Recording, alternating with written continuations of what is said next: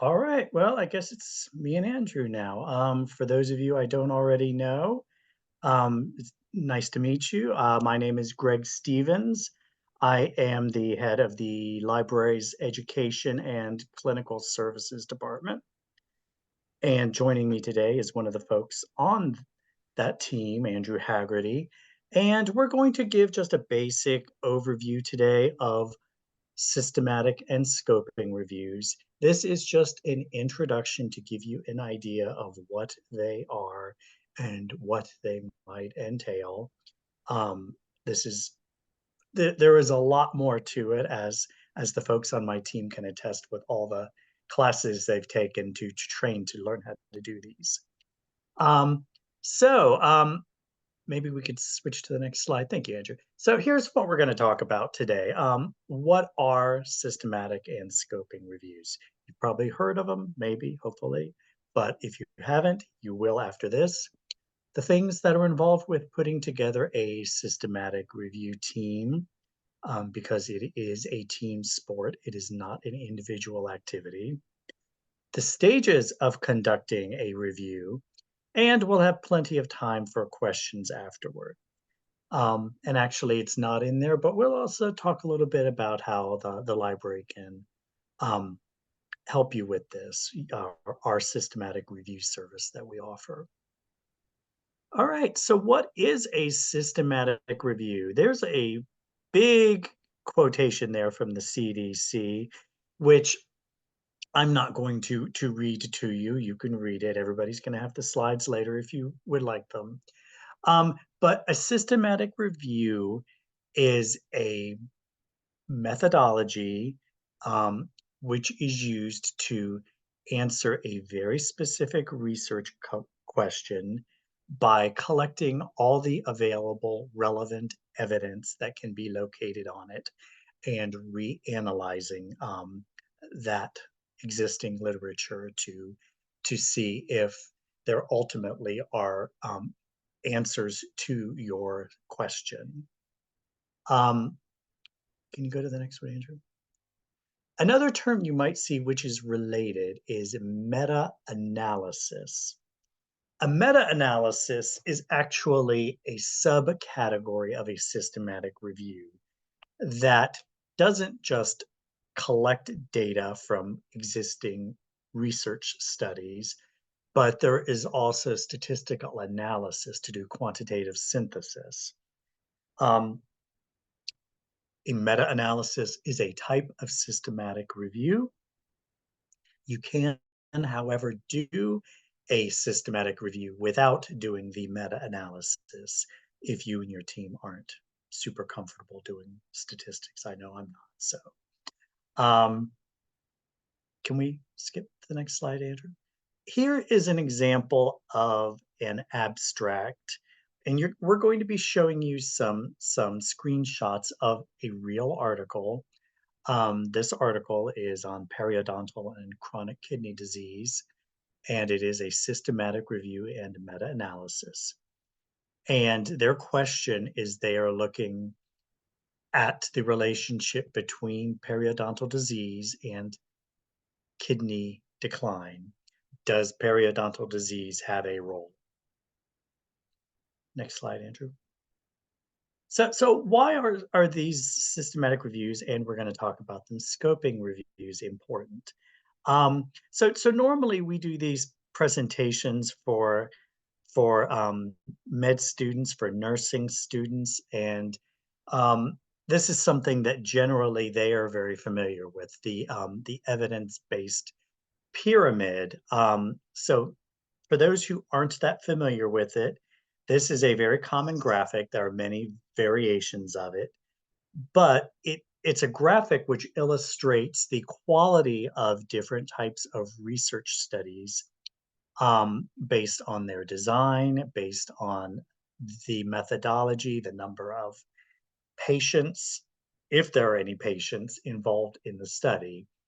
Um, of note, though, everything from randomized controlled trial down to case report is primary studies, primary research, where researchers are actually working with patients or working in the lab to conduct original research. Above randomized controls trials, you can see is secondary studies or pre-appraised study. And that's where systematic reviews, meta-analyses, scoping reviews fall in that they are looking at existing primary research and reanalyzing it. And ultimately, they lead to, at the very top of the pyramid, they lead to the formation of clinical practice guidelines. So that's kind of why they're important in their role in evidence-based practice. Next slide, Andrew. So I said earlier that a systematic review has a very well-defined question as to what you are looking for. Sometimes, though, you may not have a well-defined question and you're looking to see just what's out there in regards to a particular subject. And that might be better addressed by a very similar study called a scoping review. Same, almost the same methodology, but it's broader in scope. You're scoping the literature landscape to find what's out there, and quite often they can lead to systematic reviews after they're completed. Um, Next slide. Um, as you can see here, they look to map the key concepts in a research area, assess what's out there, and whether a systematic review would be warranted. Next slide. So who's on a systematic review team? As I said before, it is a team. It's not an individual event. You need 3 people, minimum. We also recommend having additionally a librarian or another expert in searching and running complex database searches on your team. If you're looking to do meta-analysis, you're going to want somebody who's good with statistics as well. So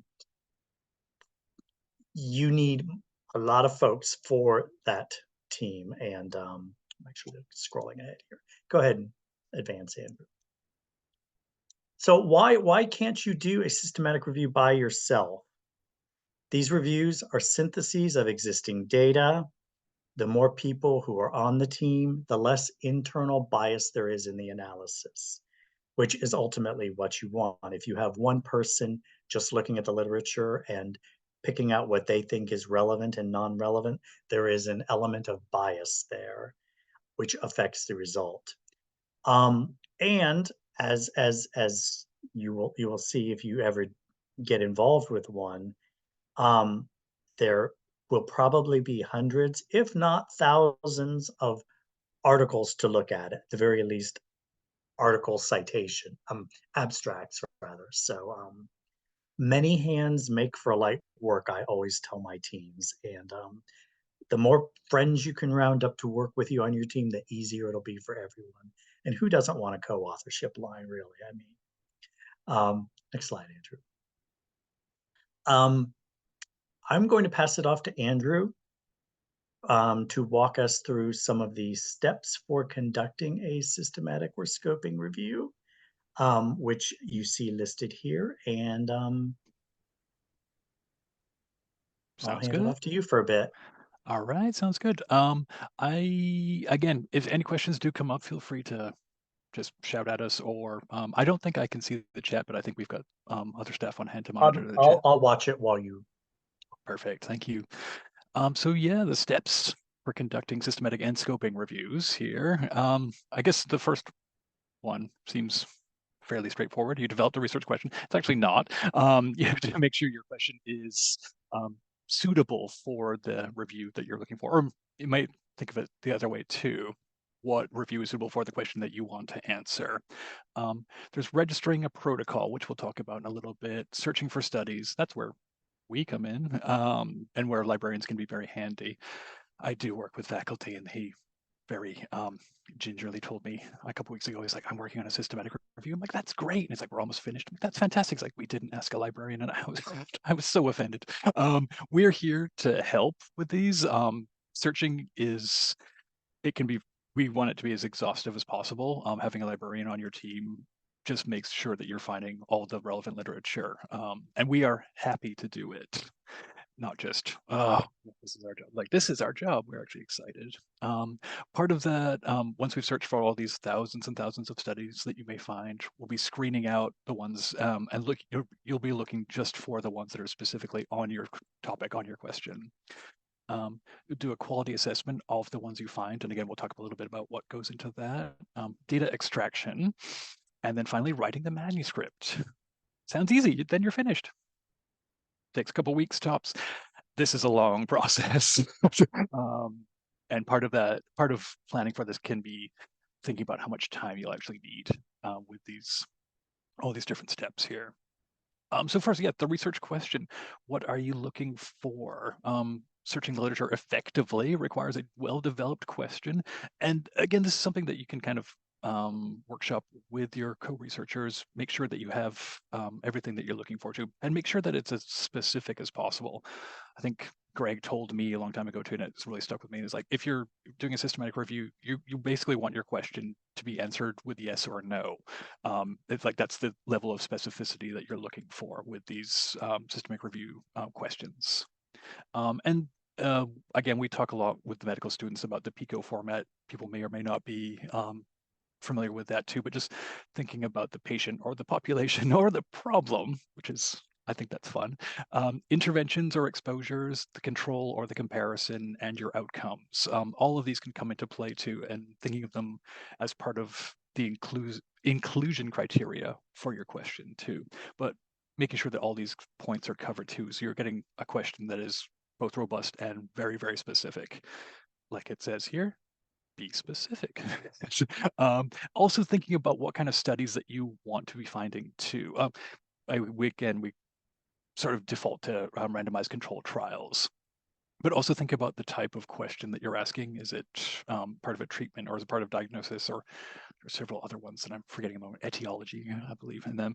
So being as specific and purposeful as possible when you're making up these research questions. It's really going to serve you well down the line too, as you begin filtering through thousands and thousands and thousands of studies that you have found. All right, so you develop your question too, developing your protocol. And here there's a little, probably a little bit smaller. I think I need new glasses to registering your protocol, the International Perspective Register for Systematic Reviews. There is, I'm going to say, an organization, Prospero. Would you call it an organization, Craig, or a? Yeah, we have a slide. We're going to talk about that Okay. in a couple minutes. So don't So, spoil it for him, Andrew. I'm getting The ahead of excitement of myself. Prospero. So again, here's kind of an example of sort of like using the PICO format here to get form your and develop your questions too. But we will be talking about the exciting world of Prospero, which I spent most of this morning talking about this too. So it's a real life thing. But notice they do have the population, the intervention, the comparators, the outcomes in here too, and pulling those parts into your question can make for a better question, better formulated.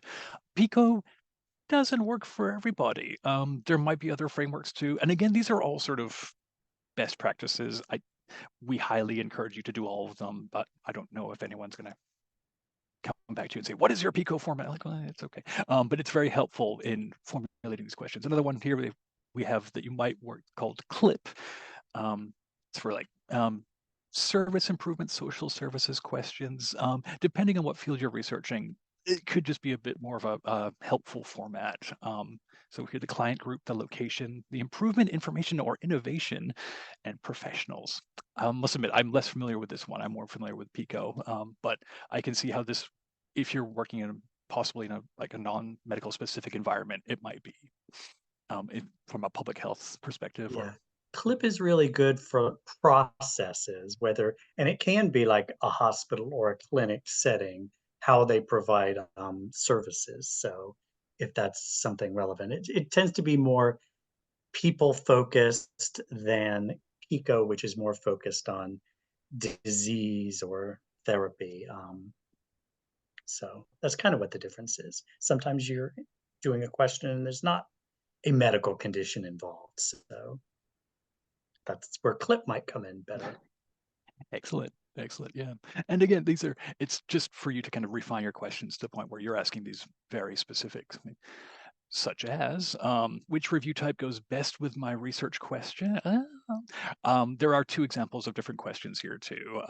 I scoured through the Cochrane Library for examples here. And the systematic review versus the scoping review, hopefully you'll see the balance of where the systematic review, they're asking very specific questions. So for people with cystic fibrosis, is inhaling hypertonic saline through nebulizer technologies more effective in mucus clearance than a placebo?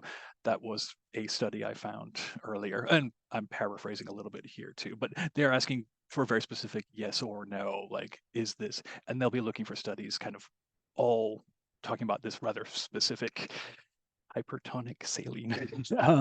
Whereas the scoping review is a bit more of an exploration. What's known from the literature about the use of nebulizer technologies in the treatment of cystic fibrosis. So again, they're on similar topics. They're talking about similar technologies. They'll be looking at a lot of the same literature, but the scoping review is more of an overview. I was going to say umbrella, but that's actually a different kind of review. So not an umbrella review. The scoping review does look at the literature landscape. And I'm just pausing. I see a quick. There's a quick question in the chat here Yes. where it says scoping is not yes or no.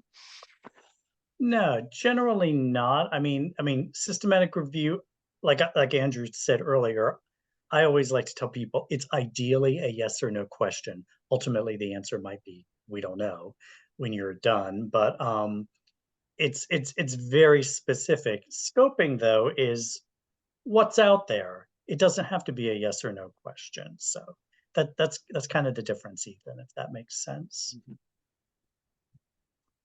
Mhm. If there is time at the end of this too, we do have a flow chart that we can show you too on our library website that breaks down a couple of the different reviews available, or the reviews that are out there too, and kind of given how many people maybe in your team, how much time you have, and a couple other, like what questions you're particularly trying to answer, it might help to kind of put these reviews in kind of like context of the scholarly conversation.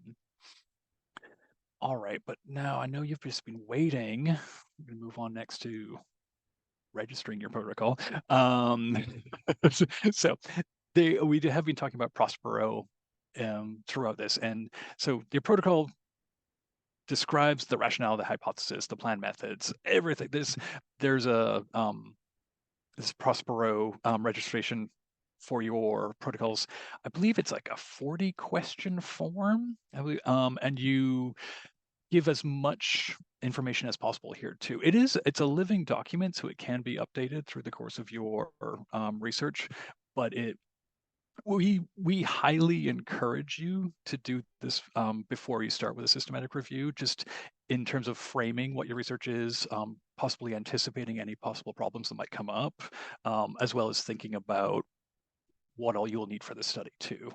It also it reduces the duplication of efforts too. Like if there's already a study studying exactly what you want to study, it may not be the best the best use of your time. Decreases the chance of reporting bias to, again, we'll talk a little bit more about bias in general, but like there's these systematic reviews ideally will focus on reducing bias as much as possible in your reporting out of what you've what am I trying to say here? Out of what you eventually produce as a published work too. It's also, yeah, as I mentioned too, like it's sort of a guide of where you're going. Think of it as a map you make before you start this process. And again, it's not required, but you really, really should do it. Even if it's a day out of your life that you'll spend filling out this form. I just dropped a note in there that Prospero here is only for systematic reviews. Scoping reviews are not registered here. There are some places that if you really want to register one on the internet, you can do it. Prospero, though, is strictly systematics. And Ethan's got another question. Thank you, Ethan. And there's no questions that are strange. Um, is it good or bad to have someone on the review team who's already been scouring the internet for literature on the subject for years? Do we want blind researchers or do we want people who know their literature like this dude? Um, I would say it's okay. I mean, when you go in, I mean, this is my own opinion here. But when you are going into a systematic or scoping review on a topic of a topic that you are familiar with to some degree, you're already probably a little familiar with some of the studies or some of the names who work in that area. I'm currently working on a library world scoping review with a couple of my colleagues at other institutions, and not only do we know a lot of the big studies already, we're actually co-authors on some of them. So it's okay, I would say, but it's good to have. I mean, that's the whole point of having, as you're going to hear shortly, multiple people reviewing each article. So it's not just one person saying, yes, we include or exclude this one. So your colleague Ethan may give one vote, but you're going to see shortly it takes at least two votes for something to be included or excluded. So it's not bad. I think some familiarity is good, but yeah, keep them on, put them on your team. If you're going to do a review, put them on your team, but get other folks as well, and there will be a good balance of opinion and knowledge there, I think. And I'll get off my soapbox and let Ian resume, unless he had other thoughts. Uh, I'm just I think a part of it is asking or making sure that person with all the experience searching on the internet wants to be on your team too, because it is kind of a big time commitment too. But um, I I go back and forth. It's I think good to have a base of knowledge about the topic that you'll be looking at too. But yeah, yeah. Nothing grates on a library more than like someone saying, "I'm a search expert." I'm like, "No, it's fine. I've been looking on the internet for years." But I think having a level of experience is fantastic for projects like this too, and bringing in knowledge that you've accumulated. And I think everyone's a search expert. Um, so our systematic review stages, we're developing our search criteria here too. Again, this is a long series of slides. It's a long process, and there are a lot of steps that go on with this too. So for example here, looking for what you're actually looking for, it's very helpful to have inclusion criteria. So like what with each article that you have to sift through, and there will be hundreds or thousands of them. What kind of study type are you looking for? Is there a particular population you want to work with? The diagnosis and the treatment, just so you can get from thousands of articles to just the ones that you want to work with. And here they have a quick example of the type of participants and inclusion criteria. And all of this is very usually should be very specifically laid out in a systematic review. A lot of times when I talk to students about like, how do I recognize this if it's a systematic review? First off, they'll usually tell you in the title because it's something that people want to brag about. Like we did one, it's great. But if they don't do that, you can also just take a look at the methods section, see like what they did for searching, see what kind of inclusion and exclusion criteria, and all this should be explicitly stated within the body of the systematic review. Same for exclusion. What articles should be thrown out, not literally, but like what is just not suitable for the study that you're doing too. So is it the wrong kind of study type? It could be right on topic, but you're looking for randomized control trials and this is a cohort study. Is it the wrong kind of population? Are you looking to work with infants and it's adults or people age 65 and older? Wrong diagnosis is wrong treatment. Article not in English, that comes up fairly frequently, especially when a lot of papers will have the abstract in English, but the rest of the paper will be in a different language. Sorry. And there may be some time factors too, like the article, it's too old. You, as a research group, can decide that by yourself. We don't have a standard for this article is too old, but it's more for what is your specific question. And again, just here are our excluded studies. And oh, the question to come up, how do we handle it if we want this? If you want a non-English paper? You just don't exclude them on that Yes, reason. exactly. Sorry, that was not English. But you should know, you clearly understood the question, so go ahead. Yeah. Some people choose to include other languages. Some people choose to exclude for various reasons, whether it be the makeup of their team, the timeline that they need to be on. You know, is the student leaving in a year? Is there money for translation? I mean, there's a lot of considerations. Best practice, best practice is to include it. Excluding is a common shorthand. I have reviews going right now where they're going both ways, so it's just a matter of what the team decides ahead of time. And if you do choose to exclude articles that are not in English, that is obviously a bias that you would bring up as a limitation of your study in your manuscript. But it does come up, and it's, again, as long as you're prepared to address that. Searching, sorry, went haywire there. Searching is our favorite part, as other people seem to be okay with it. But what the services we can bring as a librarian on your systematic review team is we'll search the literature or search the relevant databases where we think literature will exist for your topic too, and create search strings for each of them. We've listed here a couple, like there's PubMed or Medline, Embase and Scopus, CINAHL, which is Cumulative Index of Nursing and Allied Health Literature.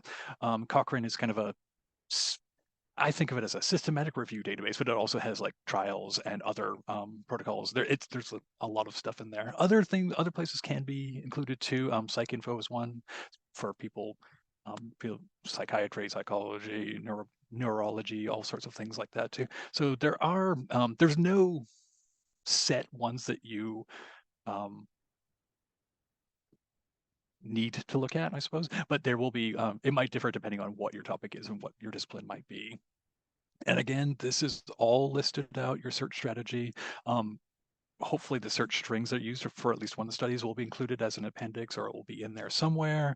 It's got to be replicable, so someone could take that search string, they could run the search themselves, and they would find probably a similar number of studies. Hopefully the same, but new studies are always being added. So it should look more or less the same though. And then you start screening. So 2 phases. One, we're reviewing the article titles and the abstracts, getting a general feel of what those papers are. Second, you review that full text. Luckily, the number of articles in phase 2 is much smaller than the number of articles in phase 1. And this is, again, where having your team is absolutely necessary too. You'll have at least 2 people looking at each study, each one either giving a thumbs up or someone disagreeing. And if there's a disagreement, you'll have a third reviewer to make that choice of whether it should be included or not too. So there's a lot of sort of blinded reviews in and amongst your reviewers here. And again, you may also want to run some of your searches first to see what the results are getting, refine the search before you commit to this process of uploading these articles, looking through the title and the abstracts, and then the full text. It takes a while. I don't know, Greg, is there an average time for this? I don't think so, but a while would be. It depends on how many results you get in that initial batch and how fast your team members work, which is again why the more people you get on your team, the quicker your timeline will be. So find students to help you. Teams of 8 or 9, that's perfect. But I have one that's over a dozen right now, so. Oh, that's fantastic. They also have a lot of results, so they need at least a dozen. And I think project management might be a whole different webinar, but yes, making sure that you've got the staff and setting yourself realistic timelines too for this too, because it will most likely take a while. So again, like your screening, it's an independent blind review. You have third person, getting ahead of myself. Use of systematic review programs or software, highly recommended. Theoretically, you probably could do it without. Why would you though? At the Lamar Suter Library here too, we subscribe to a software called Covidence. Yeah. There's other ones too available called Rayon. And if you do choose to work with one of the Lamar Suter librarians, we do have access to Covidence for you. We will make your searching much easier, and also keeping track of everything that you've reviewed, whether you've excluded it or included it into your final study. That is all part of a package with this software too. So it pays to ask us for help. If you do use citation managers too, we have EndNote available through the library. Zotero is just freely available online. They're both extremely robust citation manager programs, help you kind of store citation information as well as full text if it's available, as well as helping you with deduplicating articles that might be you might find from different places, the same articles you might find from different places. Ooh, and then this is sort of a nice visualization of what it may look like if you think of this like, here are all the articles that we find from PubMed, from Embase, from Web of Science, from Scopus. Those are thousands, yep. So you might end up with about nearing 4,000 or 4,005, which you can see which ones are excluded based on that initial review of titles and abstract, then the numbers for screening. Oh no, so paper jobs, oh, okay, I see.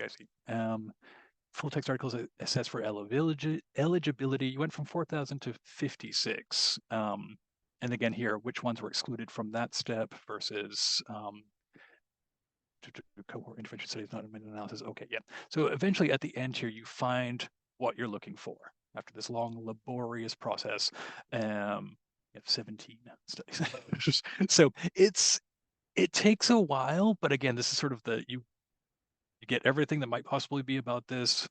You narrow it down to just what's very specifically on topic for you, and that's why you've spent so much time crafting these great research questions. This is what you're looking for. And because you've been systematic about it too, you can report out on that too as part of your review and say, we're pretty sure this is everything. Quality of assessment, kind of as you're doing it throughout, and a risk of bias assessment should be conducted on each study included in the review. There are different tools available. If you work with a librarian, they can recommend different ones that either are available through the Cochrane Library or through other organizations too. They're always included in systematic reviews, but maybe not typically in scoping reviews. Or is it a terrible idea? I mean, time, et cetera, et cetera. But yes, with systematic reviews, it's built into that process and identifying all the possible biases that might exist. Just when you thought it couldn't get any more fun, the data extraction and analysis phase. So when you've completed this second phase to extraction of data may proceed, and it could be a qualitative, as a systematic review might be, or quantitative, but again, looking at the meta-analysis portion of it too. And again, it's not a rule, but a rule. If you're working on a systematic review, have a librarian on your team. If you're working on a meta-analysis, find a statistician too.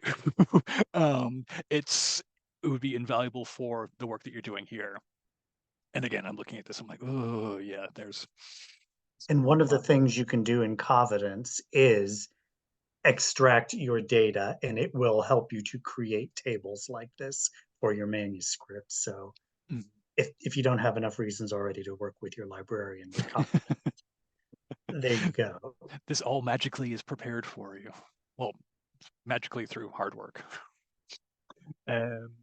And then we're in the data extraction process. So it's a different process for the systematic and the scoping reviews.